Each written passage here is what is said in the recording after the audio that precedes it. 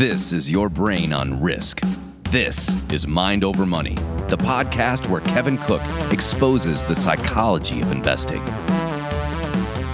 Welcome back to Mind Over Money. I'm Kevin Cook, your field guide and storyteller for the fascinating arena of behavioral economics. Today's going to be a fun one. We're going to talk about coronavirus, and I didn't just pick this topic for the clickbait. Doing a little homework on it, I find this stuff fascinating, and it links to all kinds of other cool stuff that we like to talk about in human behavior and human nature. All right, so coronavirus is in the news, and there's a lot to learn about it, past, present, and future. So I'm going to try and use as many professional resources as I can, like the World Health Organization, the CDC. I've got another great private resource for you on the web, and let's try and tie it all together. All right, first off, let's just cover where does this name coronavirus come from and what's it all about. Coronaviruses are a group of viruses that cause diseases in mammals and birds.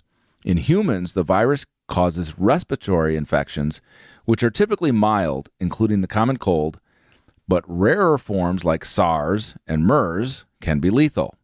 And so the coronavirus, SARS and MERS are just another version of a coronavirus. They didn't come up with an acronym this time for this particular variety, so they're just calling it the generic coronavirus. In cows and pigs, they may cause diarrhea, while in chickens, it can cause an upper respiratory disease. There are no vaccines or antiviral drugs that are approved for prevention or treatment. And the new coronavirus is designated 2019-nCoV. Was first identified in Wuhan, Hubei province in China, after people developed pneumonia without a clear cause and for which existing vaccines or treatments were not effective. The virus has shown evidence of human-to-human transmission, and it's been escalating this month. So we have supposedly 4 cases in the U.S., 1 in Chicago, a couple in California, maybe Washington State, maybe Arizona. And I think just today I heard, today's January 28th, that they may have found a case in Japan, which could have been human-to-human transmission. So obviously this is an unfolding story. So anything that I report really, currently talking about the coronavirus is subject to update. I'm just trying to paint the picture of where we are now, depending on when you may listen to this podcast 6 months from now, and a lot of things will have changed. But we're going to go back in time too and talk about some other epidemics and pandemics. I think in the sort of crisis right now is probably the epicenter is obviously China, where possibly 40 million people have been placed under some form of quarantine in large cities. In Wuhan, obviously, which I think the population is 11 million, and maybe a dozen other cities. And, so they're really trying to contain it. All right. And, and I think when is their New Year? I think a lot of New Year celebrations have been canceled. Now, correct me if I'm wrong. I'm going to have my tech Danny here look this up. Is it the Year of the Pig that I hear for China? So that's a little too ironic for this disease to come up. Or no, it's the Year of the Rat, right? I think that's what Danny's going to find when he looks this up. Year of the Rat. Yeah, thank God it's not the Year of the Pig. But we're going to talk about rats because they're involved in a lot of pandemics. So what is a pandemic? I mean, why am I using the big word there? Well, according to the World Health Organization, a pandemic is the worldwide spread of a new disease. And this is from a page they have on what is a pandemic, WHO 2010. And influenza, flu, obviously the shorthand for influenza, an influenza pandemic occurs when a new influenza virus emerges and spreads around the world. And most people do not have immunity. Viruses that have caused past pandemics typically originated from animal influenza viruses. Okay, so what I want to go back in history here. What are some of the biggest epidemics and pandemics that we should know about? I'm not trying to scare anybody and say that's what's unfolding, but I think the history is interesting. I'm looking at a page right now from MPH Online. MPH stands for Masters in Public Health. So this is a website devoted to helping people get, who are health professionals and seeking to be involved in public health administration of some kind. And so MPH Online has a really good page, one of the best pages I found, of the worst pandemics in history. And let me just read from this a little bit because they do a good job of summing things up. Scientists and medical researchers have for years differed over the exact definition of a pandemic. Is it a pandemic or an epidemic? All right. But one thing everyone agrees on is that the word describes the widespread occurrence of disease in excess of what might normally be expected in a geographical region. Cholera, bubonic plague, smallpox, and influenza are some of the most brutal killers in human history, and outbreaks of these diseases across international borders are properly defined as pandemic, especially smallpox, which throughout history has killed between 300 and 500 million people in its 12,000-year existence. And they had a note here because whenever they wrote this, there was an outbreak of Ebola. They said the most recent outbreak of the Ebola virus, which has killed thousands of people, is still confined to West Africa. It may someday be pandemic, but for now is considered an epidemic and is therefore not included on this list. Now, I'm trying to think when Ebola was. I can't even remember what year that was. If that was in 2015 or 2016. But whenever there is an epidemic and then it hits the news and then people are worried about it spreading, if we get through it and it doesn't spread, then that was 2014, by the way, for Ebola. Then people, we tend to react towards it like, oh, the next one will just go away too. And it might. There's nothing urgent to get excited about, although I will have some suggestions of what we can do.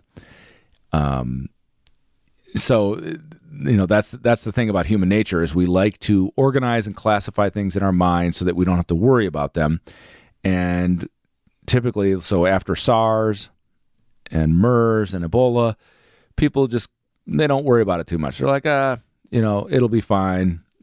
People take flu shots. We'll get through this one again too. Hey, but you never know. Things like this have a way of surprising people, and occasionally you could have something get out of control.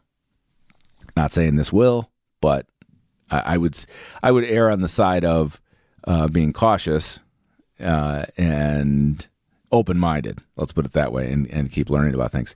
So on this page from MPH Online, where they list pandemics, obviously they're gonna talk about the bubonic plague, which may have killed anywhere from 75 million to 200 million people in the 13th century or 1300s.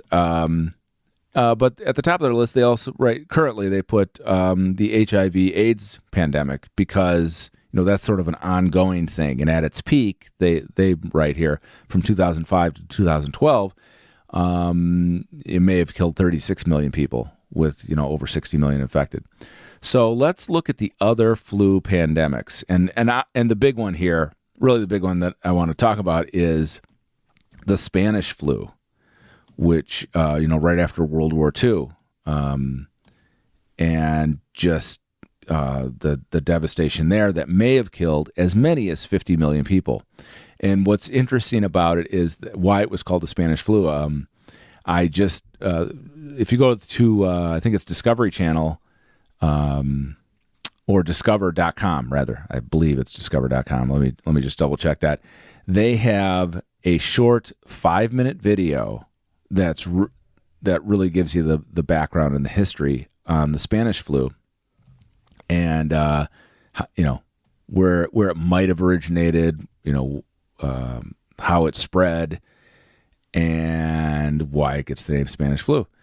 And the funny thing is so World War I is going on, and no nation, neither the Allies nor other European forces, wanted to talk about the flu and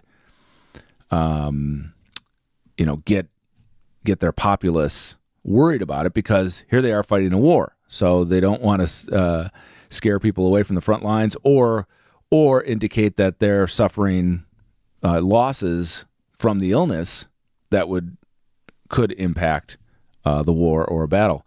So basically, every country was keeping a tight lid on information, which is always a concern. Why would a government do that? In this case, they were, trying to preserve their advantage of information in the war, so they just kept a lid on everything. And the only country not involved in the war that was sharing statistics was Spain. So, Spain, if you were looking at the news, you heard about all the deaths from this new influenza in Spain, and so then everybody just called it the Spanish flu, when who knows where it came from. It could have come from, Asia, maybe just the trenches of World War I. There was also a hospital or a barracks, military base in Kansas, I believe, that had maybe 40 soldiers die of a flu, and they're not sure if that was it. But see if you can find that on, I believe it's Discovery Channel online, but I'm not positive. Anyway, if you find the 5-minute video, then you'll know you landed in the right place. All right, so next we talked about pandemic. We talked about the outbreaks. Oh, while I'm cruising around the web today, I happened to come across a PDF from the World Health Organization on plague and what exactly plague is. Now, we don't worry about plague anymore, but it's interesting to know what it is. And this ties in with the Year of the Rat. So let me just read their introduction to plague in their PDF. Here we go. Chapter 3, Plague. Plague is primarily a disease of rodents and their fleas, which can infect humans. It is transmitted between rodents by rodent fleas and can be transmitted to people when infected rodent fleas bite them. As with primary zoonotic diseases, plague is a very severe disease in people, with case fatality rates of 50 to 60% if left untreated. Thank God we don't have to worry about that anymore. But it still exists in parts of the world. If you look at this 15-page PDF, I believe they have a map where there are certain parts of the world that could still be prone to rats with fleas that can spread a variety of plague. Just something to be aware of. All right. From the CDC page, I think we talked about what coronaviruses are, and we talked about MERS and SARS, but obviously a great place to stay informed. CDC has a page devoted to coronavirus, cdc.gov/coronavirus, and they will be updating that with, it's sort of a resource hub with different places to go. We talked about the Spanish flu. Great, cool stuff. I think that's fascinating. I mean, it's tragic how many people died, and it's like, my parents who are in their 80s talk about what life was like growing up during World War II, which they were 10 years old, let's say, and they don't have a lot of stories about World War I, obviously, or the impact of the Spanish flu. So that, if you grew up and your grandparents remember that time, I can't imagine what the sentiment was at the time of that many people dying globally. And news didn't travel as fast then, but I'm sure there was an awareness that this was, a pandemic on a scale that nobody had ever seen before.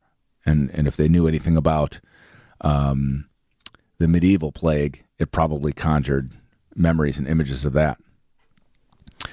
All right, moving along here. All right, so now I want to give you another great resource, the private resource I talked about, not WHO or CDC, and that is a great resource that I use a lot called STAT, S-T-A-T. Statnews.com is a new website. It's been around for probably over a year. Was just great journalists, and sometimes they have academic articles really focused on biotechnology primarily, but they deal with a lot of other health issues too. And so they've got what they're doing right now. Stat is it's subscription primarily. It's subscription, so you might get a free article now and then. But what they're doing here during the evolving coronavirus, sort of crisis, is they're putting all of their coronavirus articles out in front of the paywall, so you can have access to them at statnews.com. And so I highly recommend going there, because you're going to get, because this article is focused on healthcare professionals and written by, journalists who've been focused on biotechnology for a long time. You're going to get that kind of vetting of their information and the sources, the professional sources that they find. I'm looking at one article here today, published this morning, January 28th.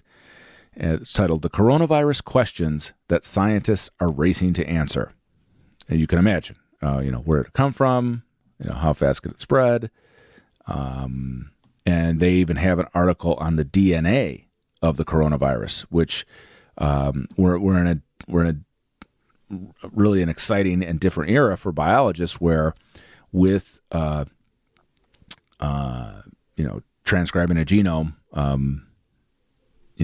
they can break down a disease much faster than they could even 10 years ago.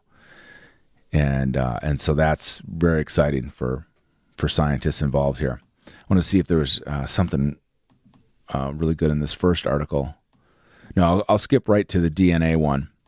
I'm sure they had something good in their morning overview article, but Sharon Begley is one of their great journalists there. I've found a lot of good stuff from her in the past year, and she wrote a piece last week, January 24th, titled "DNA Sleuths Read the Coronavirus Genome, Tracing its Origins and Looking for Dangerous Mutations." And I want to share a little bit from this, from her article. As infectious disease specialists and epidemiologists race to contain the outbreak of the novel coronavirus centered on Wuhan, China, they're getting backup that's been possible only since the explosion in genetic technologies, a deep dive into the genome of the virus known as 2019-nCoV. Analyses of the viral genome are already providing clues to the origins of the outbreak and even possible ways to treat the infection, a need that is becoming more urgent by the day.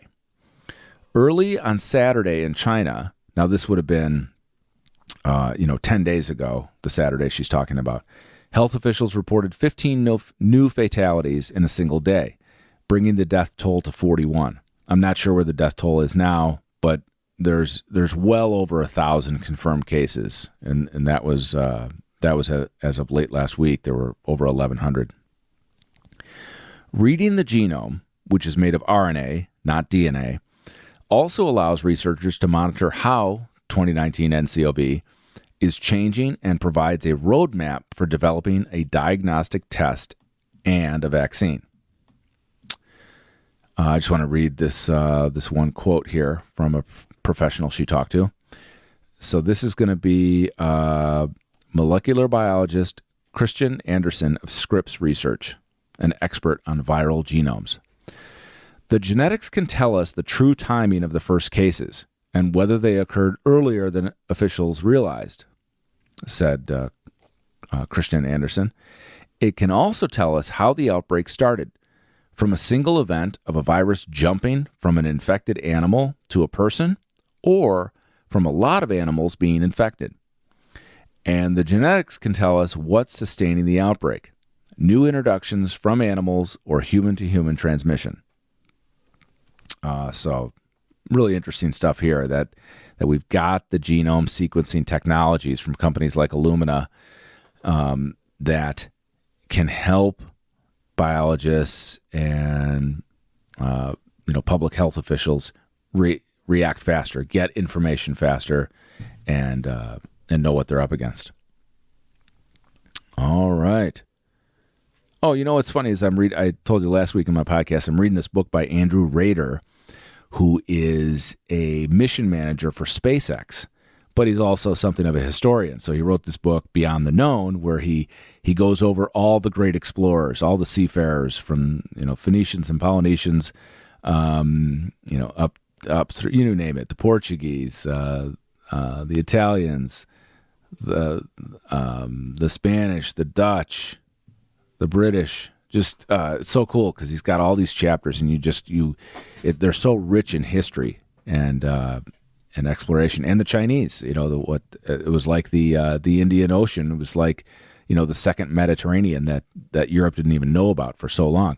But I just read last night, reading a chapter about the Italian explorers and how Marco Polo, going to China,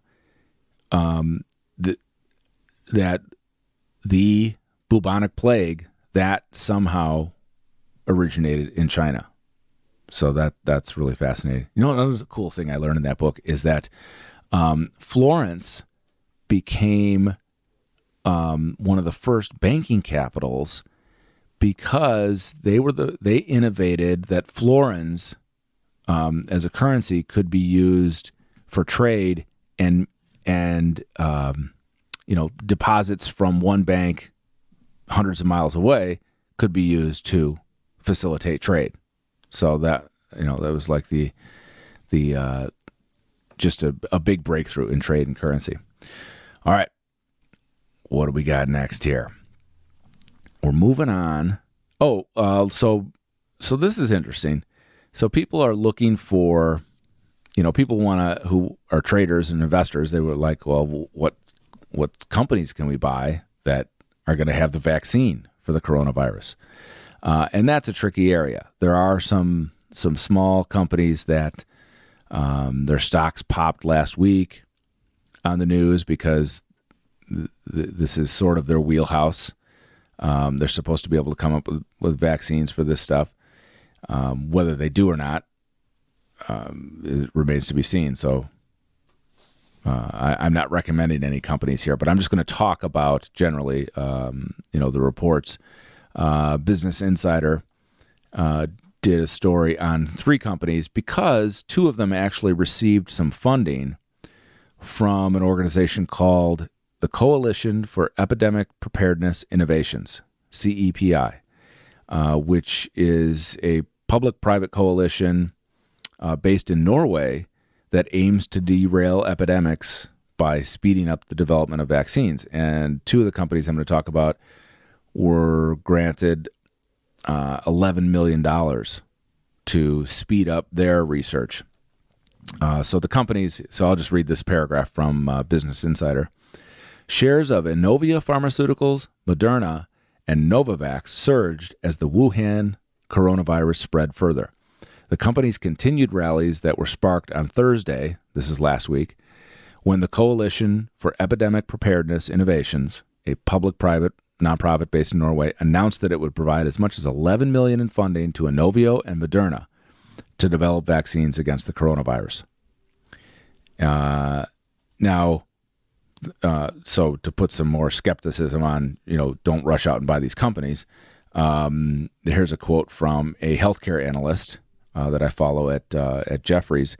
Companies stating their interest in development vaccines for coronavirus are likely too late, as we saw with similar commentary around SARS and other similar situations. And that's according to Jefferies healthcare trading analyst Jared Holes. And he wrote that on Monday. So something to keep in mind if you see any hype about any of these companies, rushing to get a vaccine going. It's not that simple. All right. What else do I got on the menu here? Moving along. So I want to, since this is a complex and moving target, evolving story, it brings in, it's just an example of things that I like to talk about in the sciences of complexity and challenges we face, like, say, for instance, climate change. And speaking of which, there was, so we just had the big Davos shindig, and there was, and the World Economic Forum, and there was a large theme about climate change. So, an interesting article I found, somebody responding to Jane Goodall was there, and she was speaking. Yes, she was speaking on stage and made a comment to this effect. All these environmental things we talk about wouldn't be a problem if there was the size of population there was 500 years ago. It's a pretty interesting statement from her, and I like her. I have a lot of respect for her. I teach my kids about her. Seen her, I watched her documentaries over and over again, and for her contribution, she was just so fortunate to be in the right place at the right time that Louis Leakey chose her to go and study the chimps. He didn't want somebody with a big academic background. He wanted a young, fresh, eager student of animals, and this was something that she dreamed about since she was a little girl, to go to Gombe and study the chimps. So love Jane Goodall. This quote is a little bit surprising, though, because it's, in one sense, it's kind of self-evident. Yeah, the rise, the exponential expansion of human population does create the probability for, greater impacts on the climate. We're using more energy, feeding more people. The demands on Earth's resources are higher. But did we ever have a choice about population growth? Some countries have tried it. So it was an interesting observation of hers. And she's probably catching some flack for it. The population 500 years ago was probably 500 million people. Quite a few billion less than there are now. So, is that really, it almost, that doesn't provide any solutions, does it? Because the population is going to keep growing. Maybe not at the same rate all the time, but, this ties into the discussions we've had about space exploration lately with Elon Musk's SpaceX, Jeff Bezos and Blue Origin, Richard Branson and Virgin Galactic. These visionaries, took the mantle, took the baton from NASA, so to speak, and created their endeavors because they know that eventually Earth's resources are going to be so challenged by a human population approaching, let's say, 9 billion by the year 2050, only 30 years away, that we'll need some options. So you don't wait to build the highway to space. It starts with the International Space Station. Jeff Bezos was talking back in October about we need to get to the moon and start building there, in 1/6 of Earth's gravity, because the possibilities, it just opens up so many more possibilities, and then that's the base to go to Mars. And why do you go to Mars and terraform it? Because we're going to have an ever-growing larger population taxing Earth's resources, and people want to do it. And that's the theme of Andrew Rader's book, Beyond the Known, that technology doesn't drive purpose. It's the other way around. You have to have a purpose, and then that drives technology. Look at all the inventions that have come from the space program. Well, you're seeing the same thing with all these private entrepreneurs. Musk, Bezos, Branson, they're pushing the envelope, and that's what explorers have always done, and that's the point of Andrew Rader's book. Explorers push the envelope, and it creates new technology, new opportunities, new solutions. Okay, so, I'm not saying that's the solution to pandemics, but it will be the solution to a lot of things in the future, and the question is why not? If you can think of 10 reasons not to go to Mars,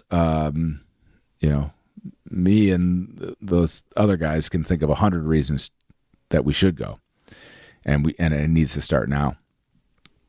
I was going to give you some solutions for dealing with the possible epidemic of the coronavirus, and that's just get simple things like making sure everybody in your family is washing their hands as much as possible. And here's an unpleasant topic that I'll share that I think most people don't think about, and I've never heard anybody else talk about, and that's the men's bathroom. When men go to the bathroom, they're not always the cleanest when it comes to relieving themselves. And then what happens? Our shoes walk in it and then carry it all over. And, and that's why we have an evolving policy in my house of, keep the shoes outside or in the garage, don't bring them into the house. So that's something to think about too. And not just men's bathrooms, but the train or the bus. You can be carrying things. And so this is these are little things we can do. And, obviously they make a difference, washing hands in cold and flu season. But if all of a sudden, if a week from now we're talking about 50 confirmed cases of coronavirus in the U.S., then that's starting to ramp up a little bit, and people need to be more careful, so we're not, it's not spreading like it is in China right now. All right, we're going to wrap up talking more about complexity, and another great book I'm reading. And this book is from 2007. I mean, this is so interesting because it's called Competition: The Birth of a New Science. And it's written by an applied mathematician named James Case. Let me get his full background. So he's been a management consultant, and he has a special interest in applied mathematics. He was actually a pitcher in the LA Dodgers organization. He's got a PhD from the University of Michigan. He's taught at a number of universities. He's worked in private industry as an engineer, an economist, applied mathematician. And he currently writes for the monthly news magazine Society for Industrial and Applied Mathematics.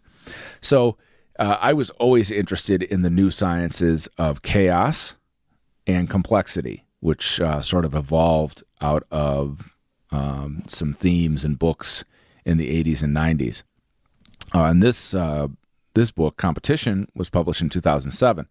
A lot of cool things stand out for me. I'm a big fan of Nassim Taleb's The Black Swan, which was written in 2007 and taught me a lot. And, he basically predicted the financial crisis, although he would never admit that because by nature a black swan is unpredictable. But he did in the sense that he identified the way that Wall Street was misusing the mathematics of risk management and did not know how to value these securities, the basically subprime and junk securities that were using standard deviation, historical volatility. And there was some fraud there too. If you saw the movie The Big Short, And the Deutsche Bank character, I don't know if that's Ryan Gosling, right? He has the Jenga tower. What a perfect metaphor. I don't know if the Deutsche Bank executive really used the Jenga tower in real life to show the problem with the subprime securitization. But if he did, it was genius. And then it was genius for the movie, too. Probably it's a true story. So that was Taleb's contribution, and Taleb knew Benoit Mandelbrot, who had a few years earlier who had written The Misbehavior of Markets and talks about wild randomness, how the mathematics don't apply to Wall Street because markets are a social beast and have wild randomness, really fat tails. And so James Case is talking about the same thing, basically. He doesn't mention Taleb. He probably didn't know him or of him. They published their books in the same year, 2007. But Case understood. He really has a good critique of standard economics as a science, as a pseudoscience almost, and understands the limitations mathematically. And he references Mandelbrot. So this is like the cool unknown book, this Competition, The Birth of a New Science.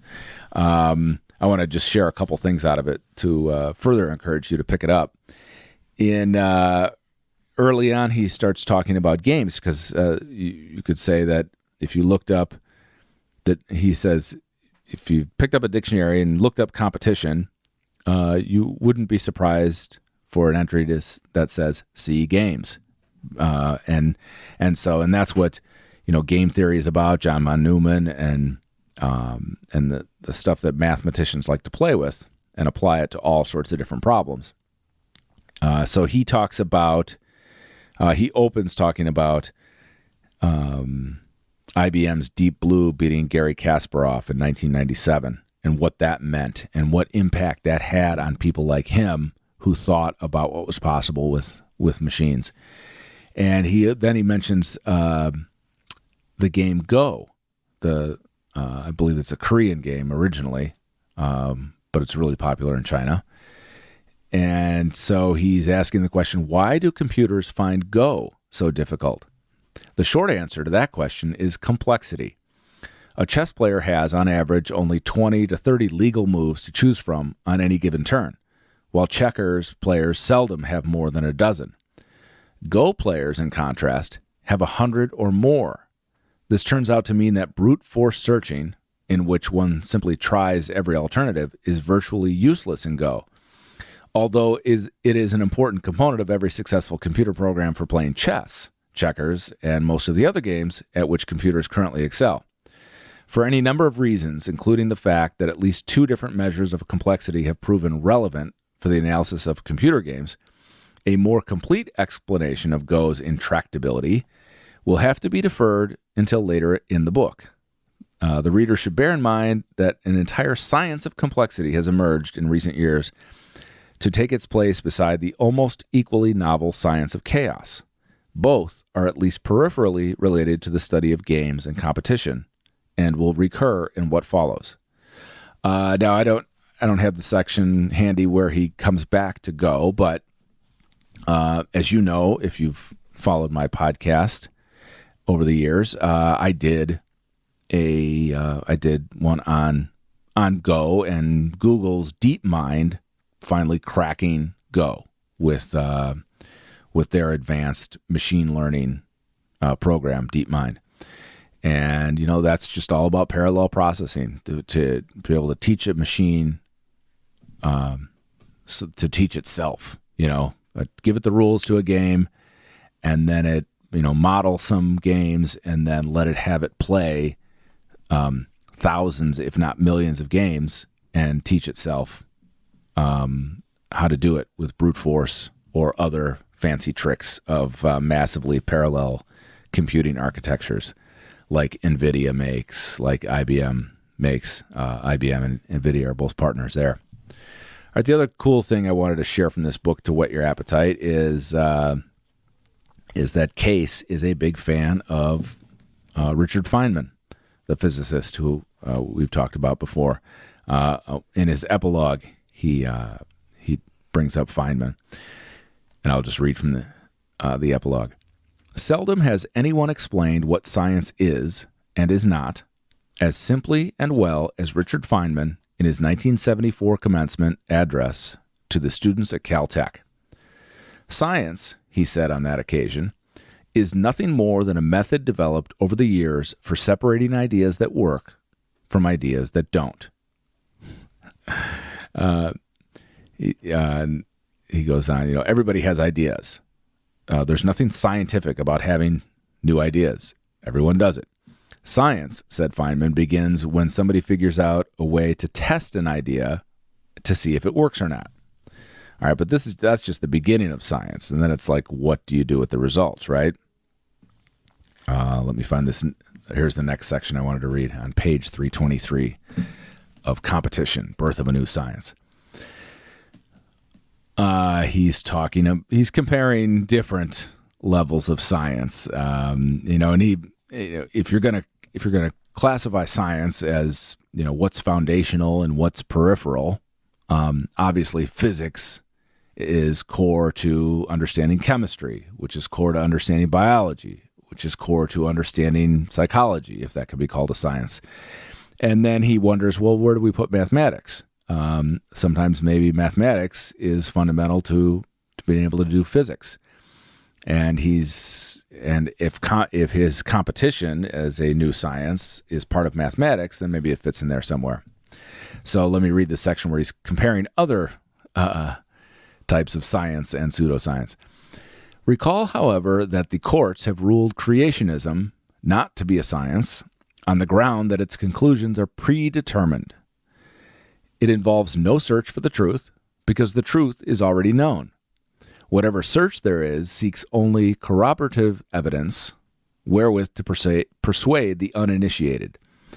The same criticism applies with equal force to orthodox economic theory. And this is where he takes the hits at economics again. My point wasn't to bash creationism, although I can do that, and maybe we'll do that in another podcast, but that this paragraph brought up, his main attack of, what is a science, something that can be tested, validated, attacked by peers, reworked, rebuilt, whereas there isn't a lot of that in orthodox economic theory. Orthodox economic theory is no more a science than creation science, because it, too, has already identified the truth. Small wonder that economists so often stand accused of self-deception. Feynman devoted a substantial portion of his 1974 commencement address to the subject of scientific integrity. Scientists, he said, have a responsibility to other scientists, and perhaps to the public as well, not to fool themselves. And this is in quotes from Feynman. After you've not fooled yourself, Feynman assured his listeners, it's easy not to fool other scientists. But not fooling yourself is far from easy, because liking your own ideas, you are the easiest one to fool. Scientists have been learning for generations, indeed are still learning, ways of avoiding self-deception. One such way, Feynman hastened to add, is to divulge every reason you can think of why your conclusions are only tentative and may yet be proven wrong. Good stuff. Can always learn new things from Feynman. And I hope you try and learn something from James Case, too. All right, I think we've made a nice circle here for our discussion today about pandemics and science and complexity and keeping an open mind to new information and how to evaluate it. Thanks for joining me once again on Mind Over Money. Talk to you soon. This material is being provided for informational purposes only, and nothing herein constitutes investment, legal, accounting, or tax advice, or a recommendation to buy, sell, or hold a security. Do not act or rely upon the information and advice given in this podcast without seeking the services of competent and professional legal, tax, or accounting counsel. Publication and distribution of this podcast is not intended to create, and the information contained herein does not constitute an attorney-client relationship. No recommendation or advice is being given as to whether any investment or strategy is suitable for a particular investor. It should not be assumed that any investments in securities, companies, sectors, or markets identified and described were or will be profitable. All information is current as of the date herein and is subject to change without notice. Any views or opinions expressed may not reflect those of Zacks Investment Research as a whole.